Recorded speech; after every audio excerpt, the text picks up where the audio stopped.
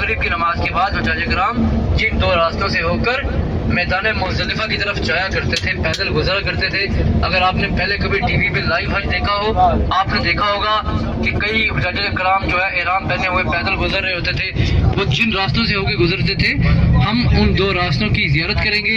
उसके बाद हमारी अगली ज़ियारत आएगी नहर ज़ुबैदा। नहर ज़ुबैदा आज से 1200 साल पहले खलीफा हारून अल रशीद की बीवी मलिका ज़ुबैदा ने बनवाई थी। नहर ज़ुबैदा की ज़ियारत करेंगे। उसके बाद हमारी अगली ज़ियारत आएगी मैदान मुज़दलिफ़ा। मैदान मुज़दलिफ़ा जहाँ पर हुज्जाज किराम 10 ज़िलहज्जा की रात को क़याम करते हैं।